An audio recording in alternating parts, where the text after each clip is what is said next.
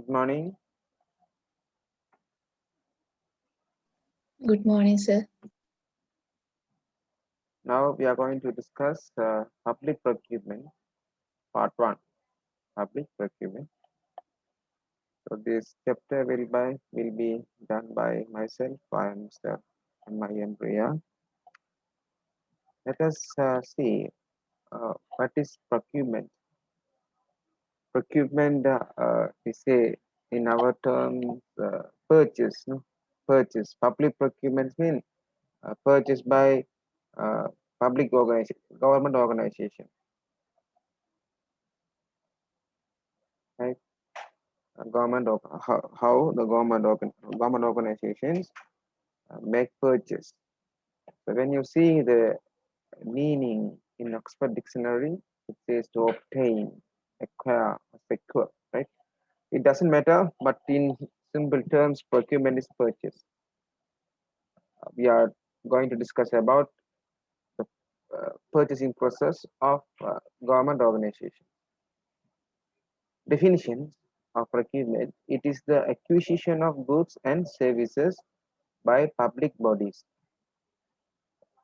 Public bodies includes government ministries, agencies, local bodies, municipalities, state enterprises, and private utilities holding monopoly. Right? The procurement is a process by which the goods, work, related services, and consultant services are acquired appropriately. Right? The government organization or whatever the organization, their purchase, we can categorize all the purchase items into three. It may be in the form of service, right? Service include consultant service, cleaning service, security service, technical service, right? So all the uh, things coming under service. And supplies, supply of stationery, supply of photocopy machines, supply of furnitures, right? So, and supply of other items, consumable items. And works include construction of building, painting of building, reconstruction of building, rehabilitation of building, and making grounds, right? Site cleaning, right? Everything is coming under the what works, right? Goods, works, and related services, right? All whatever the procurements purchase coming, we categorize under this three categories: goods, works, and services. Categories of items procured. So goods mean commodities like raw materials, products, equipment, and other physical objects of every description, whether in solid, liquid, or in gaseous form, and electricity. Examples: supply of equipment, machinery, material, vehicle, electricity, and water, right? Purified water, and cook gas, which is used for cooking or other purposes, right? Or other industrial purposes. So all the things coming under goods, right? Physical items or uh, in the form of liquid, solid, and the gases, right? So it's coming under goods. Works means all activities associated with the construction, reconstruction, demolition, right? Going to destroy some sort of building or whatsoever, old building or whatsoever. Repair or renovation of a building, structure or associated activities such as site preparation for construction of building, right? Site preparation, excavation, irrigation, building, installation of equipment or materials, decoration, and finishing. All the works coming under works. So decoration. So there's a function. So the excellency president is going to visit our university, and we have to make some decoration, convocation. it's a function, official ceremony, and that type of incidences. Uh, Universities sometimes take services from uh, other people, external people, to make decorate the building, decorate the stage. So that time that cannot be considered as a service. It's coming under work. That's coming under works, not service. Right? So here, construction, reconstruction, demolition, repair or renovation of buildings, structure or associated activities such as site preparation, excavation, erection, building, installation of equipment or materials, decoration and finishing, even painting, right? And interior items, right? Designing also coming under works, not service. And we can divide the services in two forms. One is consultant services and another one is non-consultant services. Consultant services, it means the services provided by consultants of an intellectual and advisory nature in wide range of activities such as policy advice, institutional reforms, management, engineering services, architectural services, construction supervision, financial services, procurement services, social and environmental studies, and identification, preparation, and implementation of projects. Specialized expert service with a non-physical output such as studies, design, etc. is coming under consultant services.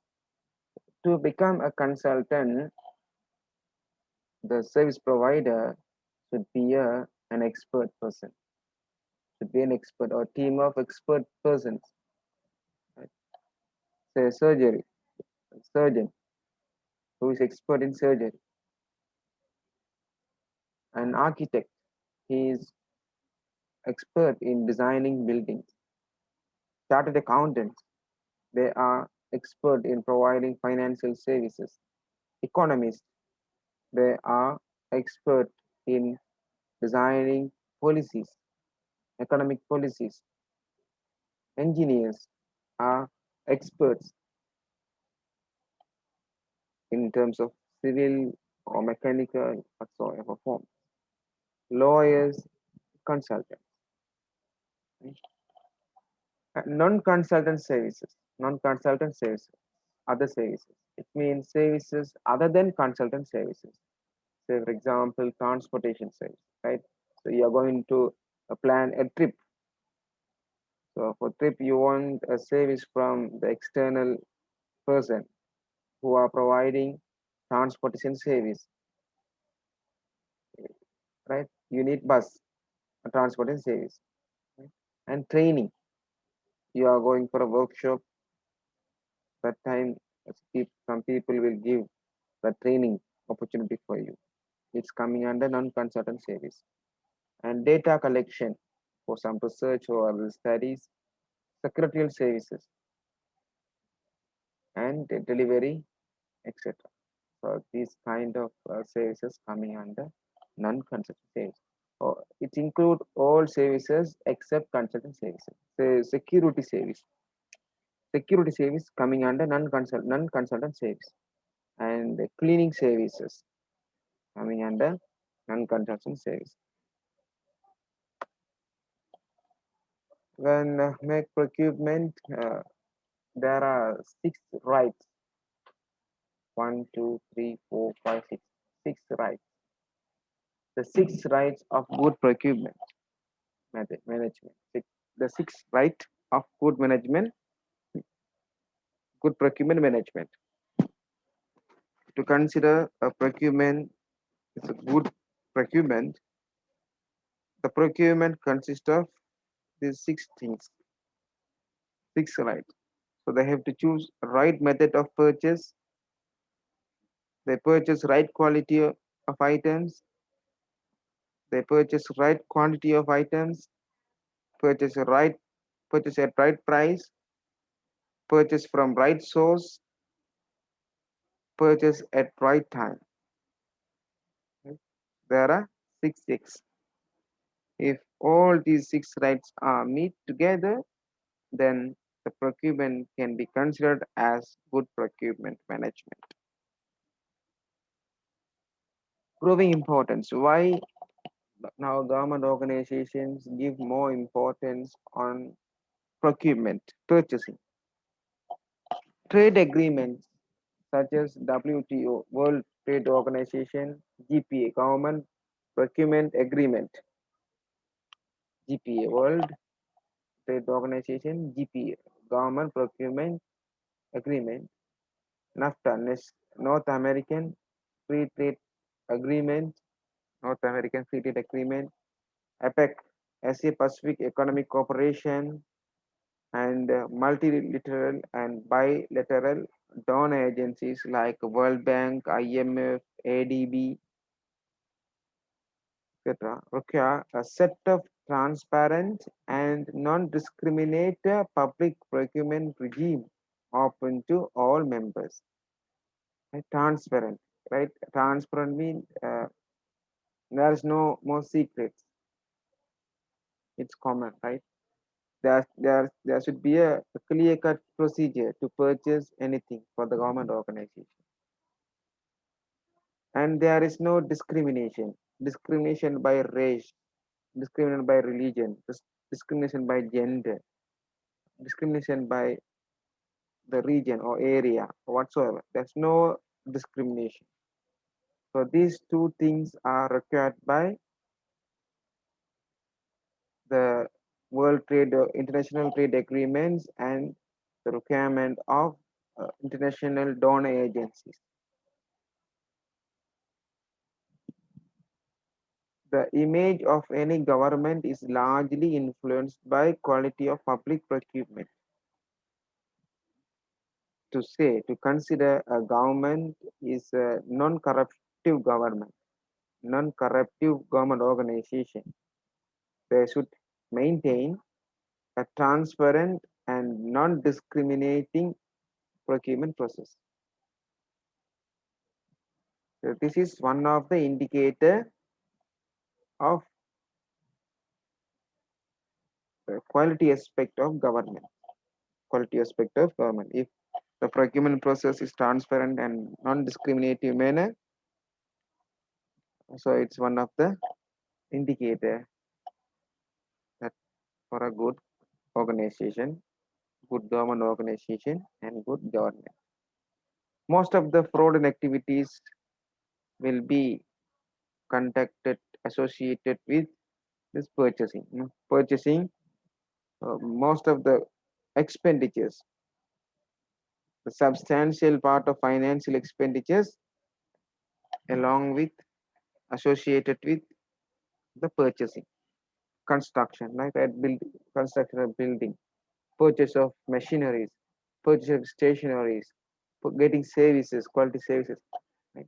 So for this, government spend a huge amount of money. If anything, make fraudulent, no transparent and discriminative, not discriminative, I mean, award the contract to his relative of the officers, relative, say construction of expressway, highway projects. If they given the contract to their relatives, their friends, then it's a discrimination. Non-discriminative manner means it should be a competitive, transparent. If it is transparent, there will be a competitive in awarding contract. Then there will be a low chance to make fraud, financial fraud, and can get an efficient service work from outside for the government.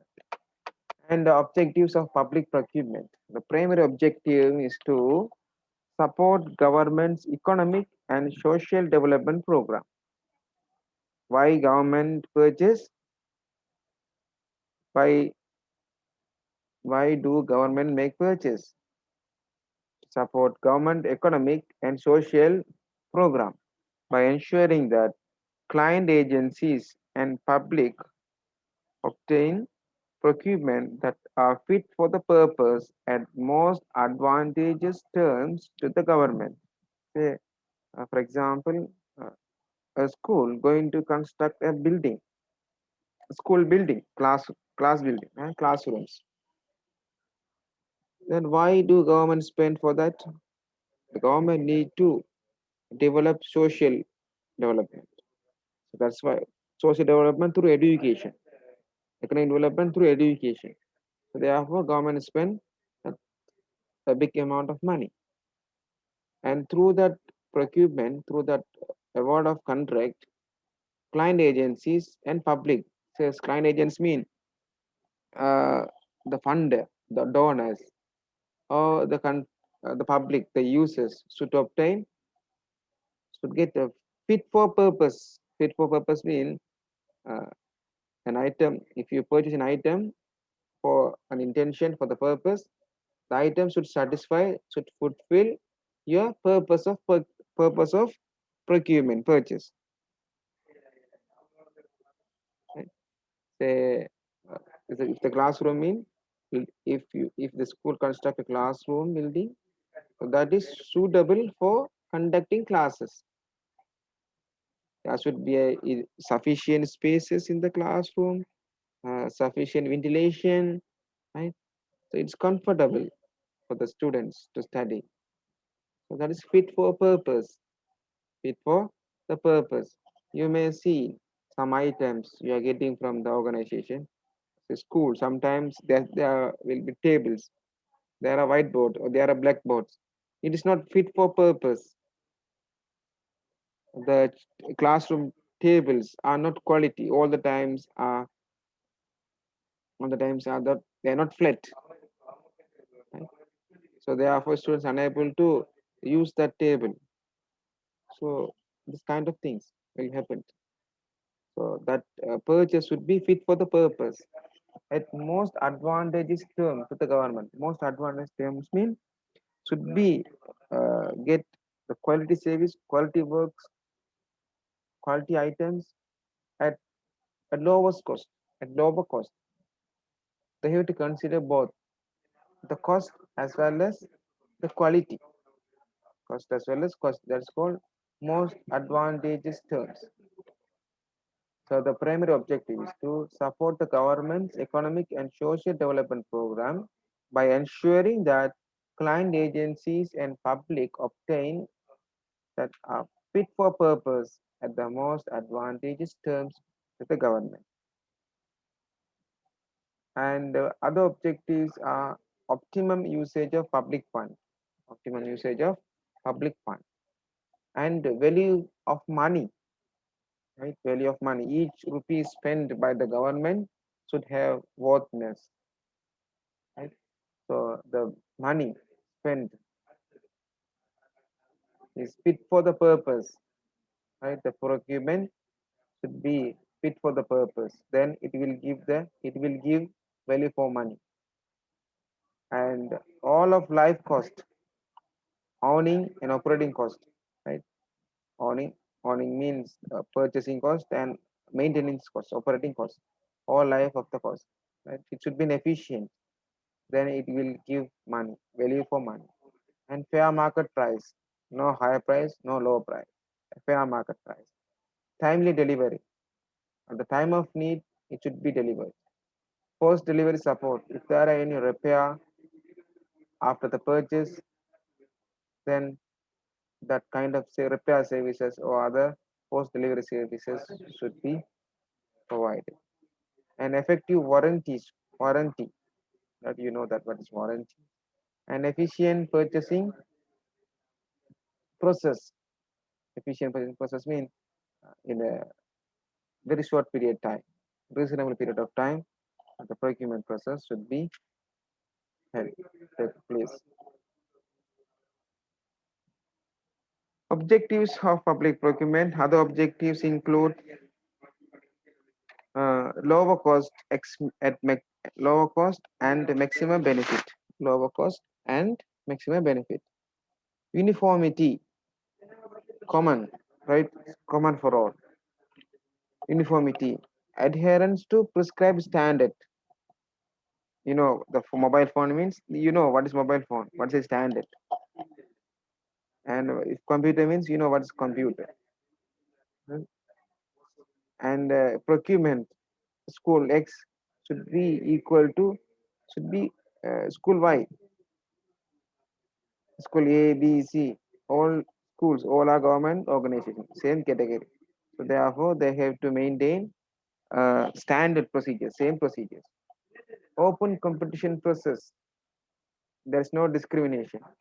Open competition process when purchase any items. Transparency and openness. There is no secret. There is no underground dealings.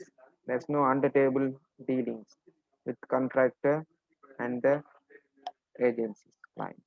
And accountability, fairness and equal opportunity to all bidders, tenderers, and experience execution.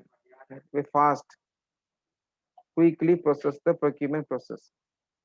Confidentiality, when they make tender, bid uh, competitive price. Some supplier put 49 rupees, some supplier another one 50 rupees, 47 rupees. I like that. At that time, government will choose the minimum price at the quality. So therefore, it should be maintain the confidentiality of bidding price. And built-in accountability. Built-in accountability. Reduce scope for corruption and abuse. Reduce scope for corruption. If the government maintain a good, a transparent and openness in procurement procedure, it will help you